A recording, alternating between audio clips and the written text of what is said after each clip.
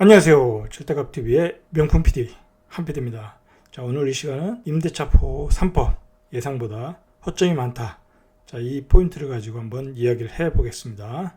자, 정부가 강력하게 추진을 해서 임대차 보호 3법이 본회의를 통과됐고 국무회의를 거쳐서 31일부터 이제 시행에 들어간다고 합니다. 이 세 가지 법안이 뭐냐면 계약 갱신권, 전월세 상한제, 5% 내에서 전월세 신고제, 이렇게 세 가지를 통과를 시켰습니다. 자, 이 두 가지 계약 갱신권과 전월세 상한제는 곧바로 시행을 하고, 전월세 신고제는 어떤 시스템을 구축을 해야 되니까 내년 6월부터 이제 시작을 한다고 합니다. 국무회의를 이미 거쳐가지고 오늘 시행한다, 이미 시작한 거죠. 자, 전월세 신고제는 내년부터 하고, 기존 계약제도는 소급한다. 자, 기존에 계약하신 분들 있죠. 자, 그분들까지 다 소급 적용을 한다고 합니다. 전월세 상한제는 지역 조례에 따라 이제 지역에 따라 5%로 할지 3%로 할지 정하면 상한선을 조례에 따라 규정을 해서 따르면 되겠죠. 전월세 신고제는 임대인, 임차인이 직접 신고를 하셔야 됩니다. 이제 공인중개사가 대신하지 않는다는 거죠. 자, 근데 이런 부분이 좀 어려운 것 같아요. 제가 보기에는 나이가 드신 분들, 이제 또 그 신고할 수 잘 모르시는 분들이 이런 부분에서 실수해서 이제 과태료를 내는 경우가 있겠죠. 그 어르신들 같은 경우는 또 인터넷으로 신고하는 게 어렵지 않습니까? 자, 그런 부분들, 새로운 법이 만들어지면 어떤 분쟁이 많겠죠. 임대차 분쟁 조정위원회를 증설한다고 합니다. 현재 이게 운영이 되고 있다고 해요. 6건 정도가 있는데, 자, 이것을 늘리겠다는 거죠. 그만큼 앞으로 분쟁이 많이 일어난다, 그렇게 보시면 됩니다. 자, 우리가 이러한 법이 통과됐을 때, 이러한 법이 새로 생겼을 때 과연 누구에게 유리한가, 자, 보셔야 되겠죠. 현재 그 법의 내용으로 보면 분명히 임차인에게 유리한 거죠. 왜냐하면 2+2니까 4년은 보장을 받을 수 있는 거지 않습니까? 자, 그것도 5% 내에서. 자, 액면가는 그렇다는 거죠. 자, 그런데 실제로 그런가 한번 우리가 살펴보자는 거죠. 중요한 것은 서로가 월세를 주건 전세를 주건 이것은 분명히 사적 영역이라는 거죠. 공적 영역이 아니라는 거죠. 자, 그런데 이 사적 영역을 결국은 정부가 통제를 하겠다는 거예요. 그 5% 내에서, 그리고 2+1을 줘가지고, 제가 보기에는 이 임대차 보호 3법의 핵심은 바로 이런 통제 시스템이라는 거예요. 통제 시스템. 사적 영역을, 민간 영역을 통제를 하겠다. 자, 그러니까 당연히 어떤 그 정부의 의도가 있겠죠. 이러한 것을 통제하겠다라는 것, 정부의 의도는 뭐냐면 결국은 정부의 강력한 정부라는 거죠. 강력한 정부. 강력한 정부가, 그러면 강력한 정부를 왜 원하겠냐 이거죠. 그것은 결국 이제 세금 문제도 걸려 있는 거죠. 그리고 복지 문제도 걸려 있는 거죠. 그 예를 들어서 임차인은 정부의 입장에서 보면 약자죠, 약자. 그 약자를 보호하겠다. 강력한 정부가 약자를 보호하겠다. 자, 그러한 그 의도로 가겠다는 거죠. 자, 그런데 그게 되겠냐 이거죠. 되겠냐 이거죠. 그게 이제 문제라는 거죠. 정부의 생각대로 되겠냐 이거죠. 그리고 결국은 전월세 신고제를 하겠다는 얘기는 그 전월세 신고 내용들이 거의 노출이 된다는 거죠. 전산망에 내가 전세를 얼마 넣고 월세를 얼마 받는지 다 노출이 된다는 거죠. 자, 그 결국은 세금이 늘어나겠다는 거죠. 세금을 늘리겠다는 거죠. 그동안 그 노출이 안 됐던 부분이 노출이 되니까 세금을 많이 걷어가지고 정부 입장에서는 그걸 복지로 쓰겠다는 거죠. 자, 오늘 그 신문에 나왔죠. 그 예를 들어서 146만 원 급여, 4인 기준으로 146만 원이면 최저임금도 안 되잖아요. 요즘 최저임금이 187만 원인가 그렇잖아요. 자, 그 부족분을 정부가 지원하겠다고 그래요. 자, 지금 정부는 빈민층의 그런 복지를 강화하는 그런 정부 아니겠습니까? 자, 그러니까 많은 자금이 필요하겠죠. 자, 그러니까 결국은 세금이 늘어날 수밖에 없는 정부예요. 그런데 그 세금을 거둘 수 있는 것은 바로 이제 다주택자들이죠. 자, 그래서 종부세, 그 다음에 보유세 다 올려서 많이 걷고, 또 중과세 때려서 많이 걷고, 전월세로 운영하시는 분들한테 또 세금을 많이 걷고, 자, 그 세금을 복지로 풀겠다는 거예요. 그런 복지를 풀기 위해서는 강력한 정부가 필요하다. 자, 그리고 그 강력한 정부가 필요하려면 결국 민간 영역, 사적 영역을 결국 정부가 통제해야 된다. 자, 그러한 그 배경에서 이런 임대차 보호 3법이 나오지 않았나. 저는 그렇게 생각을 합니다. 기본적으로. 자, 그러면 이제 어떤 부작용과 허점이 있는지 한번 우리가 살펴보자는 거죠. 일단 그 부작용과 허점을 살펴보기 전에 몇 가지 중요 문답풀이를 좀 하셔야 돼요. 이제 아주 새로 시행하는 법이다 보니까 많은 사례가 아직 나오지 않았지 않습니까? 자, 그러다 보니까 이 많은 궁금증들이 많이 나와요. 자, 그래서 그것들을 제가 신문에서 한번 나온 내용들을 정리해 보겠습니다. 이 임차인이 이 법을 통해서 가장 혜택을 받을 수 있는 것은 바로 이제 5%예요. 이제 4년 동안 5%만 올릴 수 있. 임대 후 임대 계약 시 자, 그 얘기인데, 자, 그러면 임대인 입장에서는 5% 이상을 올릴 수 있냐 이거죠. 그러면 이제 4년 임대 후에 새로 임대 계약 시에는 5% 이상을 올릴 수 있다는 거예요. 뭐 10%든 20%든 마음대로 올릴 수 있다는 거예요. 4년 임대 후 기존 계약자와 새로 계약을 하거나 새로운 계약자와 새로운 임차인과 계약을 하거나. 자, 그러니까 어떻게 보면은 이 법이 주는 혜택은 2+2밖에 없어요. 5%는 그렇게 혜택이 없다는 거죠. 왜냐면 4년 후에 한꺼번에 확 올려버리니까, 뭐 20% 30% 올리니까, 그리고 시장의 공급량은 줄어드니까, 자, 그런 허점이 있다는 거죠. 자, 결국은 한 번에 다 올릴 것이다 라는 거죠. 자, 임차인 거주주택을 매도할 수 있냐? 임차인이 살고 있는데 매도할 수 있냐? 가능하다는 거죠. 가능하다. 자, 그런데 잘 매매가 안 되겠죠. 왜냐면 2+2니까 실입주 하셔야 되는 분이 사야 되니까, 뭐 그거 갭 투자하는 분들이 살 경우의 수가 많이 줄어들지 않았습니까? 요즘은 뭐 투자를 할 수가 없는 거니까, 취득세가 또 강화됐기 때문에. 자, 그러니까 임차인이 낀 집은 매매가 안 된다는 거예요. 자, 그 반대로 실거주하고 있는 집들은 귀하겠죠. 자, 그러니까 이러한 점이 매매 가격을 올릴 수 있다는 거예요. 올릴 수 있다. 자, 여기에 문제가 있는 거예요. 자, 그러면 또 이제 무슨 문제가 생기냐면, 임차인이 낀 집은 임차인의 방해로 이제 대응을 하겠죠. 임차인이 집을 안 배주는 거로 대응을 한다는 거죠. 자, 그래서 집이 또 안 나가는 거예요. 소급 적용을 하느냐 안 하느냐. 자, 이게 또 가장 핵심이었는데, 소급 적용을 한다. 자, 법 시행 기준으로 한 차례 더 연장이 가능하다는 거예요. 기존에 살고 계신 분들은. 자, 그리고 전세에서 월세 전환이 가능하냐. 자, 이것은 임차인의 동의가 필요하겠죠. 임차인의 동의만 맡으면 전세에서 월세로 가능하다. 왜냐하면 또 전세 보증금을 못 올리시는 분들이 있잖아요. 자, 그런 부분들은 가능하다. 주인이 집을 비우겠다고 합니다. 난 그 가격에 도저히 못 주겠다. 차라리 난 집을 비우겠다. 또 그런 분들이 있어요. 고집이 세신 분들이. 자, 그것도 가능하다고 그래요. 자, 그러니까 그냥 쫓겨나는 거예요. 자, 매매 시 만약에 내가 임차인이 살고 있는 집이 매매가 되었다. 그래서 새로운 집주인이 왔다. 새로운 집주인으로 바뀌었다. 자, 그러면 새로운 집주인이 그 모든 권리를 포괄양도하는 거예요. 그러니까 현재 임차인의 권리는 유지가 된다는 거죠. 포괄양도된다.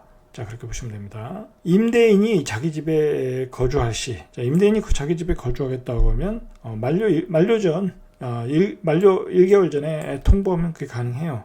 자, 6개월부터 1개월 사이에 임차인에게 통보를 하면 뭐 내용 증명을 보내거나 문자 메시지를 보내거나. 자, 여기서 중요한 것은 증거를 남겨야 된다는 거. 이거 증거를 안 남겨가지고 서로 이제 법정으로 가는 경우가 많은데, 뭐 통화를 했다. 자, 그런 건 아무 의미가 없어요.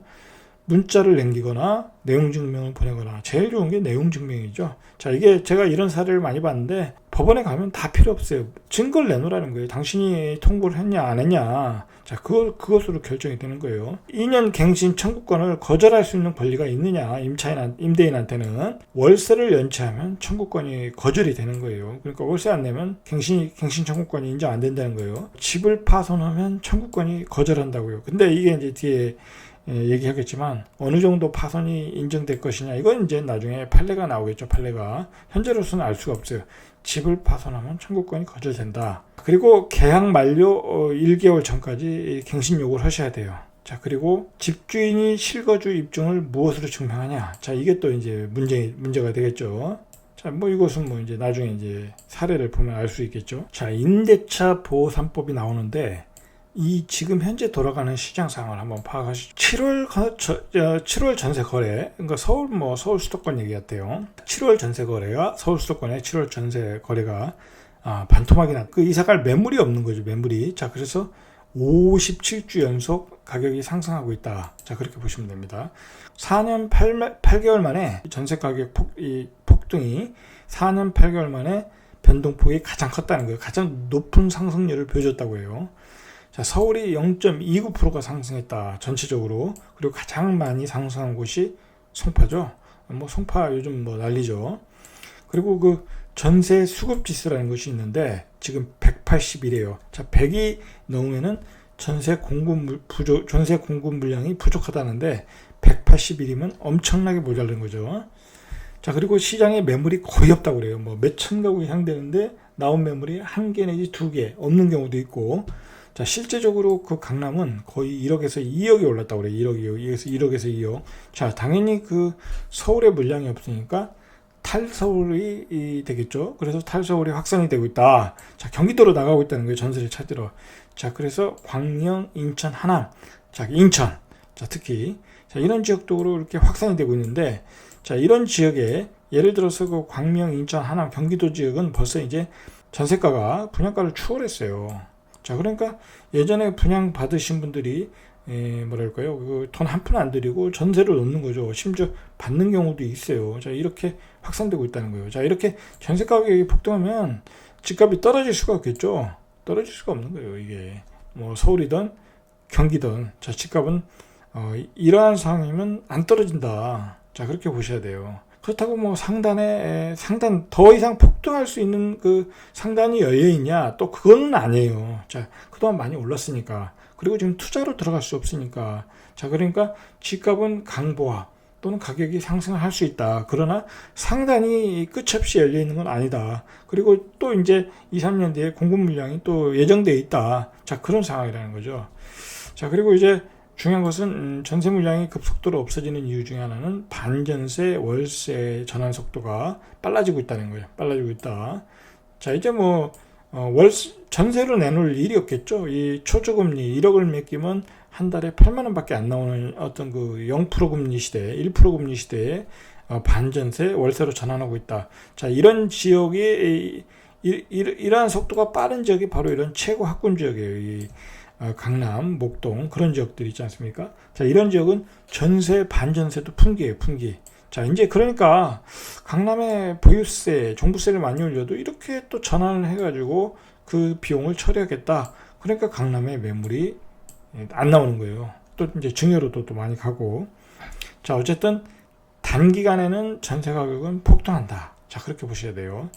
자, 그리고 또 어떤 문제가 생겼냐면 일시적 2가구 주택자들이 있지 않습니까? 이제 그 팔아야 되시는 분들이 있어요. 비과세로. 자, 그런데 매도가 어려워졌죠. 전세를 끼고 있으니까 당연히 안 팔리겠죠. 그러니까 중과세 맞게 됐다. 자, 이것도 문제가 될 것 같아요. 이게 어떤 정부의 어떤 그 뭐랄까요? 법 개정이 필요한 것 같아요. 이렇게 피해 보시는 분들은 집을 팔 수가 없지 않습니까? 그러면 또 시장에 또 매물이 더 말라요. 그러면 이런 매물들이 시장으로 나오게끔 어떤 유도를 하겠죠. 그 비과세 기간을 좀 늘려준다든지. 자, 그런 그 대처가 정부 입장에서는 필요한 상황이다. 자, 이렇게 사적 영역을 통제를 하겠다고 보니까 허점들이 지금 많이 발생을 하고 있어요. 사례들, 그런 예상되는 그 허점들, 사례들이 많이 나오고 있는데, 자, 그런 내용들 한번 중심으로 한번 보시죠. 자, 일단 그 인터넷 카페에서 이런 얘기가 나오고 신문에서도 많이 회자가 됐어요. 전세자금 대출 연장 승인을 임대인이 안 해주겠다. 이제 그렇게 이제 대응을 하겠다는 거죠. 자, 보통은 전세자금 대출을 받으면 임대인에게 통보를 해요, 은행에서. 자, 그게 뭐냐면 질권 설정에 동의를 하느냐 이거예요. 질권 설정에, 전세자출 질권 설정에 동의를 하느냐 이거예요. 그런데 만약에 임대인이 거절을 하면 안 나가는 거예요. 제가 알기로는 분명히 안 나가는 거예요. 자, 그건 뭐냐면 내가 질권 설정에 동의를 해줬으니까 당신이 받은 전세 보증금을 돌려주는 걸 은행으로 돌려달라는 얘기예요. 주인에게 직접 주면 당신에게 책임을 묻겠다는 거예요. 자, 그 부분에 대해서 거절을 할 수 있다는 거예요, 임대인이. 자, 그런데 정부는 이 부분에 대해서는 문제가 없다라고 일단 얘기는 했어요. 근데 그렇지 않다라고 지금 서로 논쟁이 오고 가고 있어요. 이 부분은 어떻게 정리가 될지 저도 잘 모르겠어요. 앞으로 이제 상황을 지켜보셔야 되겠죠. 어쨌든 현재는 질권 설정에 동의를 해줘야 보증금이 나가는 거예요. 그런데 증액 부분에 대해서 또 질권 설정을 다시 해야 되겠죠, 당연히. 자, 그러니까 이 부분은 아직 정리가 안 된 거예요. 자, 두 번째로 주인이 살아야 되니까 집을 비워달라. 이게 바로 이제 분쟁의 핵심이에요. 분쟁의 핵심. 자, 분명히 이제 임대인 입장에서는 이렇게 나올 가능성이 많아요. 이제 그런 아파트들이 앞으로 많이 나올 거예요. 예를 들어서 지금 가장 핵심이 되는 지역이 강남, 강동 뭐 그런 지역에 신규 아파트에 2년 전에 싸게 들어간 아파트들이 있지 않습니까? 그 대표적인 아파트가 이제 뭐 고독이라든지 헬리오시티라든지, 자, 그런 지역이 헬리오시티 같은 경우에는 전세 가격이 6억이었는데 2년 전에 6억이었죠. 지금은 10억이 됐어요. 그러면 5%밖에 못 올리는 거예요. 그러니까 지금 난리가 났어요. 헬리오시티. 자, 그러면 헬리오시티에 사시는 분들이 어떻게 하겠어요? 어떻게 대응을 하겠어요? 나가라 이거죠. 당신들 나가라. 내가 들어가겠다. 자, 그렇게 해서 헬리오시티발 어떤 그 전세 대란이 일어날 가능성이 많아요. 제가 보기에는. 자, 그런데 어쨌든 만약에 이제 이런 경우가 있다는 거죠. 주인이 살아야 되는데 안 산다는 거죠. 그냥 안 살고 집을 비워놓을 수도 있고 다른 임차인을 들여놓을 수 있다는 거죠. 이런 부분에서 이제 분쟁이 많이 일어날 것이고, 이 변칙 운영이 가능하다. 이제 많이 일어날 거예요. 이게 악독한 그 세입자도 많지만 악독한 임대인도 많아요. 세상이 그렇게 상식대로 가지 않더라고요. 자, 그래서 이제 임대인이 만약에 거주를 안 한다면, 허위이면 손해배상 청구권을 갖겠다는 거예요. 주겠다는 거예요. 임차인에게. 자, 근데 중요한 건 임차인이 그걸 어떻게 증명하냐 이거죠. 뭐 임대인이 자기가 살겠다고 하는데 주소는 당연히 옮겨놓겠죠. 근데 그 사람이 거기 사는지 아는지 뭐 확인할 수가 없지 않습니까? 뭐 그건 확인할 수가 없어요. 그러니까 실제적으로 확인할 수 있는 방법은 주소 이전밖에 없다는 거예요. 어쨌든 이런 방법으로 임대인이 대응할 것이다. 자, 이것은 분쟁의 씨앗이라는 거죠. 자, 그리고 이 방법도 이게 임대인의 갱신 거절 사유 중에 본인 및 직계 존속 비속이 거주를 하겠다고 하면 다 비워줘야 돼요. 그러니까 자신의 가족, 뭐 예를 들어서 자기의 피를 받은 사람들 있지 않습니까? 그런 분들이 직계 존속 비속이니까 손자, 뭐 손녀, 그 다음에 뭐 딸, 뭐 사위도 가능하겠죠. 딸하고 같이 사니까. 자, 그런 분들이 전세로 살면 집을 비워줘야 되는 거예요. 그러니까 사실은 그 집을 비워줘야 될 사유가 많아요. 임대차 보호 3법의 강점이 2년 갱신 청구권인데 그 갱신 청구권도 많이 그 위협을 받을 수 있는 요소가 많아요. 자, 그리고 신규 계약 시에 5% 적용을 안 받아요. 그러니까 폭등이 가능하다는 거예요. 그러니까 결국은 제가 보기에는 임차인이 혜택을 누릴 수 있는 부분이 별로 없다. 저는 그렇게 봐요. 자, 그리고 이제 전 세입자를 내보내고 새로 폭등 가격으로 계약 살해하는 것이 빈번할 것이다. 자, 이런 문제점으로 봐서 임차인이 누릴 수 있는 혜택은 많지 않다. 대신 시장의 공급 물량은 줄어든다. 자, 이런 부작용이 있다는 거죠. 자, 이런 부작용 때문에 그 부동산 학자들, 그 다음에 부동산 전문가들한테 혹독하게 비판을 받고 있는 거예요. 임대차 보호 3법에 대해서. 자, 근데 이제 정부가 그것을 왜 하느냐? 아까도 말했듯이 통제를 하겠다는 거예요. 통제해서 얻는 효과가 있다는 거죠. 정부 입장에서는.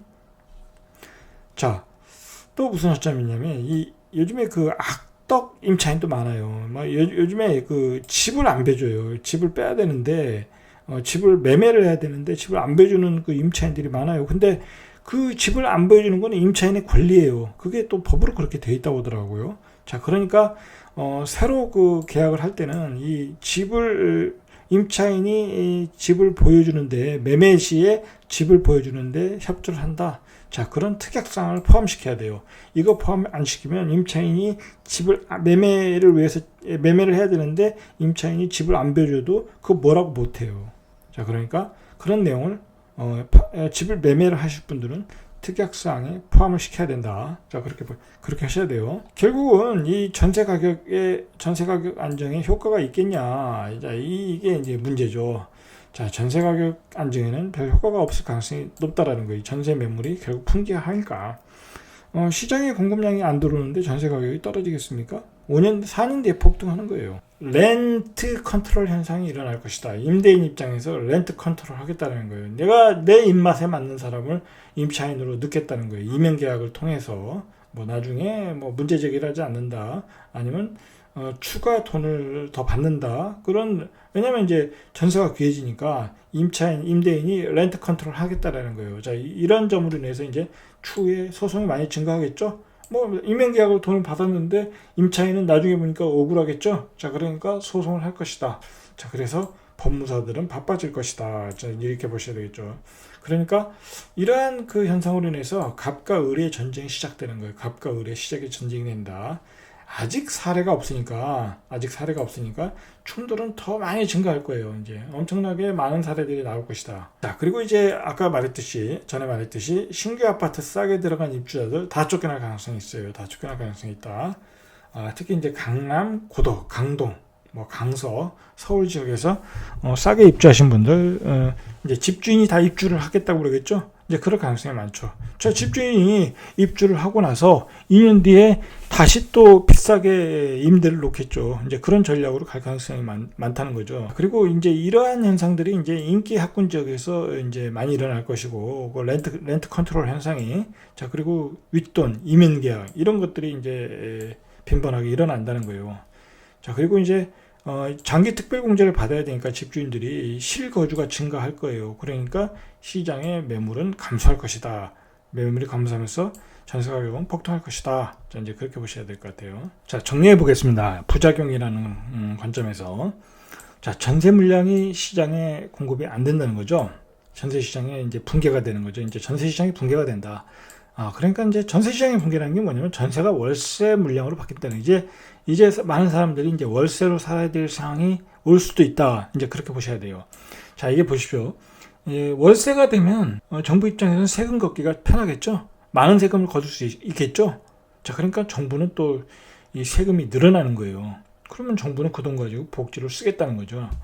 자, 뭐 그런 의도는 아니겠지만 정부의 의도는 본의 아니게 그렇게 될 수 있겠다라는 거죠. 자, 전세 가격 안정으로 갭 투자를 막겠다고 그러한 학자도 있더라고요. 전세 가격이 안정될 것이다. 자, 문제는 전세 가격도 안 되고 오히려 갭 투자가 더 늘어날 가능성이 높겠죠. 자, 결국은 또 이 전세 가격이 폭등하면 매매 수요로 이동해요. 자, 그러니까 이 시기적으로는 2, 3년 뒤에 분명히 가격 조정을 들어가야 되는데, 이러한 그 요인으로 가격 조정 시기가 자꾸 늦춰질 가능성이 있어요. 이 서울 수도권 지역에 보면. 자, 그런 문제가 있다. 자, 그리고 매매할 물건 자체가 없어지는 거예요. 매매할 물건 자체가. 아까도 말했듯이 전세 낀 물건들은 매매가 안 되고, 그 다음에 분양가 상한제가 들어가니까 의무 거주 기간을 거쳐야 되는 물건들이 매매가 안 되고, 그리고 임대주택으로 8년 묶인들 매매가 안 되고, 중과세 또 묶인 물건은 매매가 안 되고, 그러니까 핵심 요지 지역은 매물이 없어요. 자, 이게 사실 이번 상승 사이클 들어와서 이렇게 매물이 없지, 예전에 안 그랬거든요. 가격이 올라가면 그래도 어느 정도 매물이 나왔는데, 이번 상승 사이클에서는 유난히 매물이 없다. 이 유난히 매물이 없는 것은 바로 이러한 규제 때문에 그렇다는 거예요. 규제. 정부가 너무 통제를 하다 보니까 규제가 생겨가지고, 규제 때문에 매물이 없다. 이거 정부가 이걸 인식을 하고 어떤 시장에 매물이 많이 나올 수 있는 어떤 방법을 강구를 해야 돼요. 새로운 주택을 공급해서 매물을 공급하겠다? 그건 한계가 있어요. 어떻게 새로운 주택을 그렇게 많이 만들어낼 수도 없고, 그 수요로. 그리고 지금은 새로운 신축들을 원하잖아요. 자, 시장에 많은 신축급 물건들이 나오게끔 유도를 해야 돼요. 그게 더 중요하다. 어떤 그 지역의 유유지, 그 유유지에다가 아파트를 때려 박는 것보다는, 어떤 그린벨트 해제하고 새로운 택지 지구를 만드는 것보다는 기존의 주택들이 매물이 많이 나오게 돼서 시장에서 원활하게 돌아가게끔 만들어야 돼요. 그럼 가격이 안정이 되면 그 심리도 안정이 돼서 가수요가 안 붙는 거예요.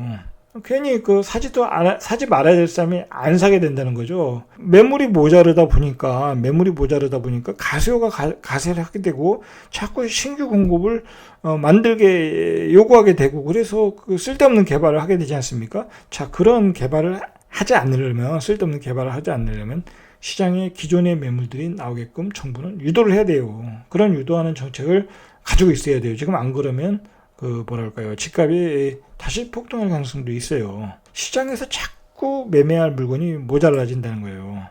자, 근데 중요한 것은 시장의 유동성은 앞으로 더욱 풍부해질 가능성이 많아요. 지금. 자, 미국이 돈을 풀기 시작하면 뭐 방법이 없어요, 방법. 지금 전세 가격이 폭등하는 이유가 뭐겠습니까? 그걸 감당할 수 있으니까 전세 가격이 폭등하는 거 아니겠습니까? 2억, 3억씩 감당할 수 있으니까. 자, 그 감당할 수 있는 원인은 바로 초저금리예요. 그러니까 시장의 유동성에 정부가 규제로 대응을 하고 있다는 거예요. 자, 그러면 안 된다. 시장에 기존의 물건들이 많이 나올 수 있도록 유도를 해라. 제 얘기는 그 얘기입니다. 어쨌든 이러한 현상으로 인해서 인기 있는 고가주택은 더 올라갈 수밖에 없어요. 뭐 거기는 지금 전세 물량이 뭐 품귀, 뭐 월세 가격은 더 올라갈 것이고, 자, 그러다 보니까 수요는 더 많고 더 올라갈 수밖에 없죠. 그러니까 앞으로의 양극화 현상은 더욱 뚜렷해질 것이 빼도 박을 수 없는 사실이죠. 이 앞으로의 인기 있는 고가주택은 더 올라갈 수밖에 없는 거예요.